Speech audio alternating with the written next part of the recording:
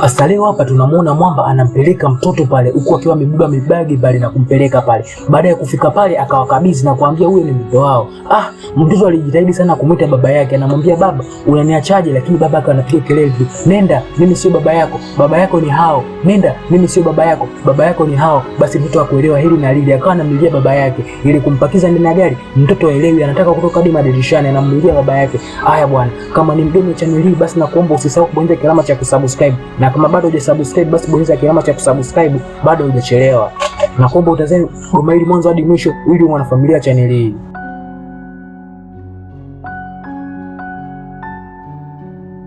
Hapa kuna mwamba anaitwa Sabalo, mke wake alikuwa anaumwa uchungu siku hiyo, basi akaamua kumpeleka pale hospitalini akiwa anapiga kelele za kutosha pale kwa madaktari wapate kumbeba mke wake kumpeleka hospitalini. Basi madaktari wakatoka pale na kumuingiza mke wake odini, wakawa anajitahidi sana. Basi Sabalo akawa anazunguka kwa elewi hili wala lile pale. Basi kila daktari akitoka anamuuliza, vipi mke wangu upo salama? Vipi mke wangu upo salama? Akawa elewi. Mwisho wa siku bwana, mkewe akajifungua bwana, mke wa kike. Lakini pale pale mke wake kama alikuwa analalamika fulani hivi akakata moto. Ndipo daktari akatoka nje pale na kwanza kuongea na Sabalo, akampa taarifa ya kwanza muhimu ya kuwa amepata mtoto wa kike. Basi Sabalo alifurahi sana, lakini akapewa taarifa nyingine ya kuwa mke wake amefariki. Basi Sabalo aliumia sana kwa kuona kuwa ameshaachwa na mkewe. Haya bwana, lakini Sabalo hakukata tamaa, basi akaendelea kuishi na yule mtoto. Alikuwa anamnyesha uji, yeye anamfanyia kila aina tu, yani kiufupi alikuwa anampenda sana yule mtoto. Basi baada ya miaka michache bwana, yule mtoto alikuwa na kipindi hiki alifikisha kama miaka 7 hivi. Na leo hii bwana alikuwa anasoma shule mtoto, lakini alikuwa ana ada. Basi akaja akamwambia baba yake kuwa tatizo ni ada. Basi Sabalo akaona isiwe neno, akaamua pale kwenda kufaidi kupigana kila kitu alikuwa anafanya kazi yoyote ili mradi apate kumlipia mtoto wake ada. Basi akaenda pale akanyanyua matofali, mwisho wa siku pale akalipwa hela. Basi akaja akamlipia mtoto wake ada. Sasa bwana, baada ya siku chache bwana, mtoto akawa anaumwa sana. Basi Sabalo akaona isiwe shida, akaamua kutoa kiasi chake cha pesa chote alichokuwa nacho ili mradi kumwenda kumpatia matibabu pale mtoto wake. Basi akaenda hadi kule katika duka la dawa pale na kupewa dawa pale. Alipoambiwa shilingi ngapi? Ni 5000. Basi akashangaa, isiwe neno, akampa 5000 yote ya dawa pale.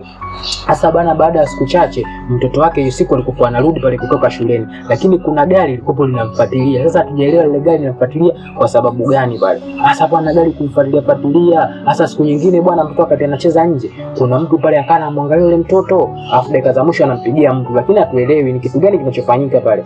Sasa bwana, siku chache baadaye kuna ujumbe ukafika pale hadi nyumbani kwa kina Sabalo ya kuwa tajika akapime DNA ya yule mtoto, kwa sababu kuna baba mwingine anasema kuwa yule mtoto ni wa kwake. Basi Sabalo hakuelewa sana, akasema kwa sababu nimepewa ujumbe huu kutoka makao makuu kwa mahakamani, basi subiri nikapime. Basi Sabalo akaenda hadi hospitalini na kuanza kupima DNA. Sasa pale wakati anarudi pale ni zamu ya mtoto, basi mtoto akaenda kupima DNA. Yule ng'ombe akamfuata tena akamwambia Sabalo ya kuwa kuna siku nilikuwa napita pale njiani nikamuona mke wako ambaye alikuwa anaitwa Betty, nikamfuata na tukawa wapenzi.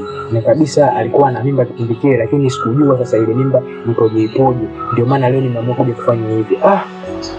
Haya bwana, ila Sabalo alikataa kata na kusema huyu kuwa ni mtoto wake. Basi mambo akawa isiwe neno, kwa sababu majibu yatakuja, mimi sina shaka. Haya bwana, siku chache baadaye bwana, majibu yakaja. Inaonyesha kuwa result inaonyesha ya kuwa yule sio mtoto wake. Yule mtoto anaitwa Crow. Inaonyesha kuwa Crow sio mtoto wake. Basi Sabalo alisikitika sana kwa sababu aliishi naye miaka mingi, alafu baadaye anakuja kuambiwa sio mtoto wake. Basi aliumia sana, lakini akasema ile ni tajiri, anaweza akamshamunga daktari hela. Akasema subiri ndoko kwa daktari. Basi akafika hadi kwa daktari na kumweleza ya kuwa hivi amwambie ukweli kwa sababu yule ni mtoto wake au sio mtoto wake. Lakini daktari alimwambia kuwa hayo ni majibu halali kabisa, hajachafuliwa wala hajafanya chochote kile, yule pale sio mtoto wako. Basi Sabalo akaona isiwe shida, basi akaamua kwenda kumkabidhi kwa baba yake. Akawa anampeleka pale na mizigo yake yote, lakini alimdanganya mtoto kuwa anaenda kumpeleka kwa kaka yake mkubwa, inamaanisha kama ni uncle. Basi baada ya kumpeleka pale, Sabalo akawa kuondoka anaambia mbona unaniacha? Akaambia kwa wewe nenda, mimi sio baba yako na wewe ni baba yako. Basi Sabalo akaondoka pale, lakini na majonzi kibao. Basi Crow akabaki tu anapiga kelele, anamlilia tu baba yake kwa sababu amemzoea sana. Basi ndipo akamchukua pale na kumuingiza ndani ya gari. Crow alikuwa analia sana, analalamika, yani anataka hadi kupanda tu madirishani ili mradi tu amfuate baba yake. Sasa bwana, baada ya kufika kule, Crow hafanyi jambo lolote lile, yani yeye anamtaka baba yake tu, kelele zote ni kwa baba yake. Usiku wakati wamelala, yeye anamlilia baba yake, nataka unipeleke kwa baba yangu. Sasa yule mwamba akawa anaona kama kerofani kwa sababu yule mtoto wake, lakini yeye hafahamu kuwa baba yake halisi ni yeye. Basi akawa haelewi kabisa. Ili kufika asubuhi akaamua kumfuata kwa, lakini kuangalia kwa chakula hakijaliwa kabisa. Ndipo akaanza kumuuliza, vipi, mbona hauli chakula? Mtoto majibu yake yote kuwa anamtaka baba yake. Kila akiamua kumdanganya kuwa ampeleke shopping out, ampeleke sehemu yote ya kutembea kwenye swimming, lakini mtoto majibu yake ya kuwa yeye anamtaka baba yake. Kwa hiyo alikataa kata. Basi baada ya kuona sana mtoto analilia kwenda kwa Sabalo, basi Mwamba akaamua kufanya jukumu la kumpeleka. Ile kumpeleka pale, basi Sabalo alifurahia sana na akampa majukumu ya kuwa, mtoto huu nimekuja kukupa umlee wewe, kwa sababu mimi inanisikitisha sana mtoto wangu hapo anaita mimi mjomba, nakuta wewe baba.